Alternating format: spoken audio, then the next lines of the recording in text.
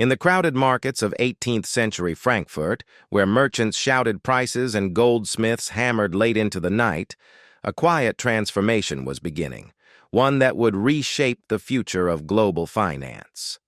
At a small house on Judengasse, a young money changer named Mayer Amschel Rothschild was building something far greater than a family business. He was constructing the blueprint of a financial empire. What made him different wasn't just his talent with numbers, it was his ability to see patterns where others saw only chaos. Wars, debts, shifting alliances, collapsing monarchies. Mayer understood something profound.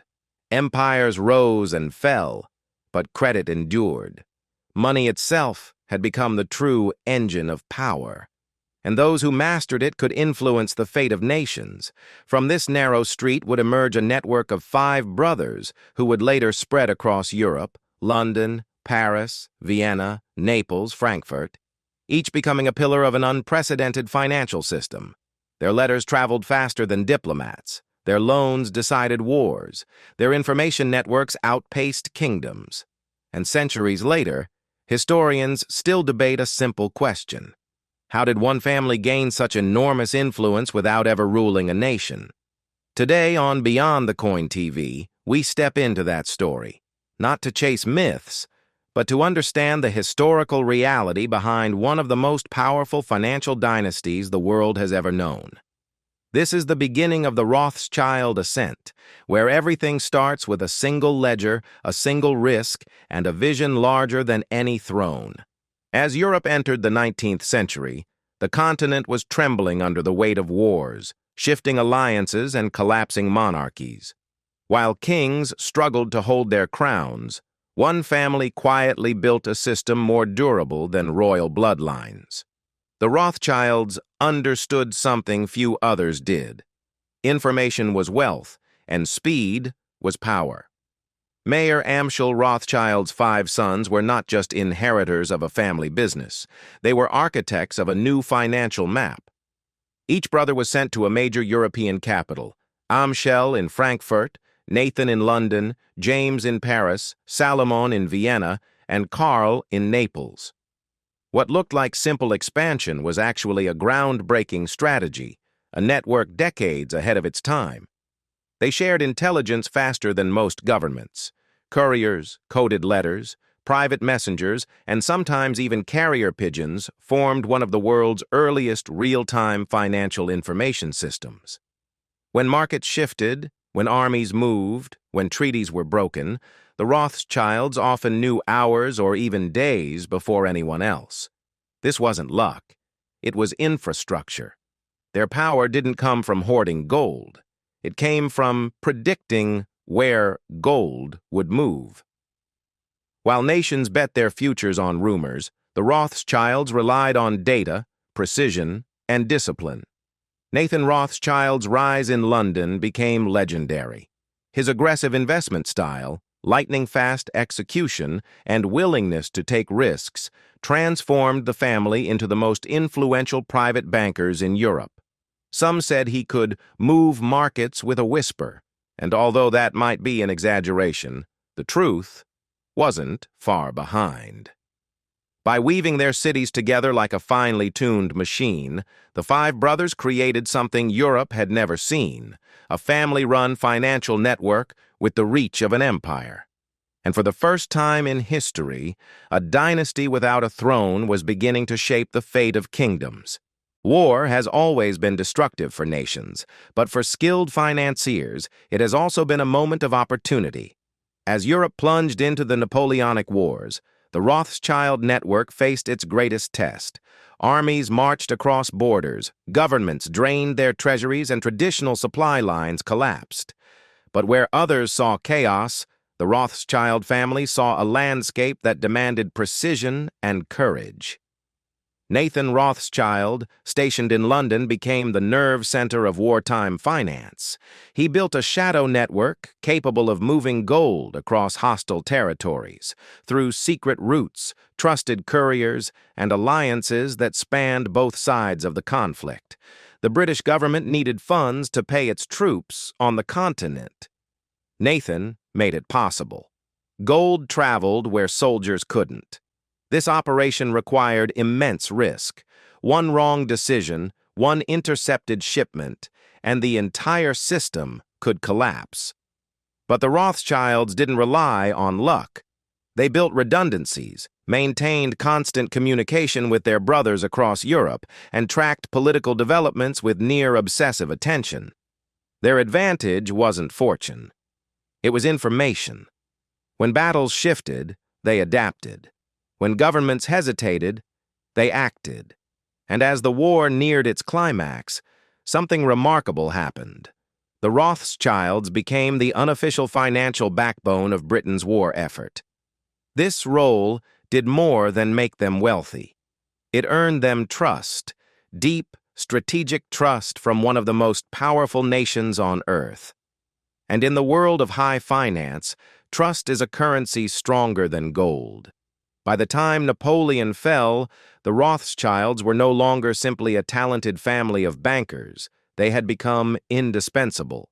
And in the aftermath of war, when Europe needed rebuilding and governments needed loans, the Rothschild network was perfectly positioned to shape what came next.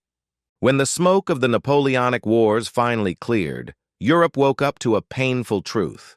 Victory was expensive, and peace would be even more costly. Nations were exhausted, economies were fractured, and treasuries were empty. Monarchs needed stability, governments needed credit, and the old world needed rebuilding. In this fragile moment, the Rothschild family stepped onto a larger stage. Their wartime assistance to Britain had already transformed their reputation. Now, Europe's leaders sought them out, quietly, urgently, sometimes reluctantly. The Rothschilds weren't kings, yet they wielded something monarchs desperately needed: liquidity, information, and a global network capable of stabilizing economies faster than any government. James Rothschild rose to prominence in Paris, forging alliances with French elites and helping rebuild the financial system after years of turmoil. In Vienna, Salomon became a trusted figure in the Habsburg court. Karl expanded influence in Naples, and from Frankfurt, Amschel maintained the family's central operations with meticulous discipline. But their most important creation was something entirely new: an international bond market accessible not only to governments, but to investors across borders. This was the birth of modern global finance. Instead of relying solely on taxes or war spoils, nations could now raise money through debt, structured, standardized, and guided by the Rothschild network. This innovation reshaped Europe. Suddenly, political stability wasn't enough. Nations also had to maintain financial credibility, and the Rothschilds, with unparalleled insight into markets, effectively became guardians of that credibility. They didn't rule territories. They didn't command armies. Yet their recommendations could strengthen a nation or doom its ambitions. This was power without a crown, influence without a throne. And as Europe moved toward a new era of industrial expansion, the Rothschild family would be standing at the center of its financial heartbeat. By the mid-19th century, Europe was evolving faster than ever before. Railroads cut through mountains, factories roared with new power, and nations competed to industrialize at breakneck speed. But behind this transformation was a force far less visible: the financial architecture that made growth possible. And no family understood this architecture better than the Rothschilds. Their greatest innovation wasn't a single invention, it was the creation of standards, predictable, reliable methods of issuing bonds, evaluating risk, transferring funds, and coordinating international investments. Before this era, finance was fragmented. Interest rates varied wildly, communication was slow, and trust was scarce. The Rothschild network changed all of that. They professionalized the bond market. They formalized banking practices. They introduced consistency where chaos once ruled. Investors across Europe began to rely on Rothschild-backed securities because they represented stability during a time of rapid change. Governments trusted the family's assessments of risk. Even rival bankers monitored Rothschild movements as indicators of market direction. But the family's influence extended far beyond paperwork. When new railways needed funding, the Rothschilds structured the loans. When nations sought capital for infrastructure, they guided the deals. When markets panicked, their decisions often determined whether fear spread or faded. This was the emergence of global finance as we recognize it today. Interconnected, fast-moving, dependent on trust and information. And through their far-reaching network, the Rothschilds became its unofficial architects. Yet their rise was not without critics.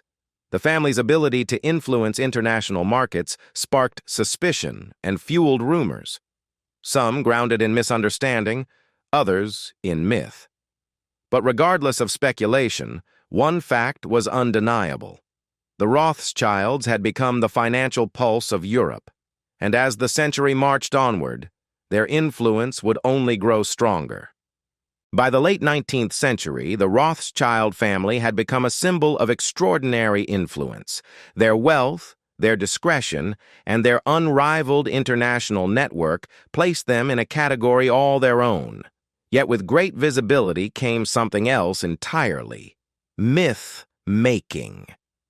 The family's ability to move capital across borders, fund railroads, stabilize governments, and shape major economic decisions made them fascinating subjects of speculation. But fascination often turned into exaggeration, and exaggeration, over time, evolved into legend. Some imagined the Rothschilds pulling the strings of nations, secretly deciding wars and manipulating markets. Others believed they controlled entire governments, that no treaty or alliance happened without their approval. These stories spread quickly, sometimes outpacing the truth itself. But reality was far more complex and far more human. The family's power came not from secret control, but from competence and timing. They understood markets better than most. They invested faster, communicated quicker, and evaluated risks with unusual precision. In an age before modern central banks and financial regulations, these abilities looked almost supernatural. Critics often misunderstood the difference between influence and authority. The Rothschilds had the former, never the latter. They advised governments, but they didn't govern them. They financed wars, but they didn't start them. They shaped markets, but they couldn't command them. Still, the myths persisted. Stories told in cafes, newspapers, political meetings, and eventually in conspiracy circles. And while some tales were rooted in shards of truth, many were built on fear, envy, and the human instinct to simplify the complex. As the world raced toward the 20th century, one thing became clear.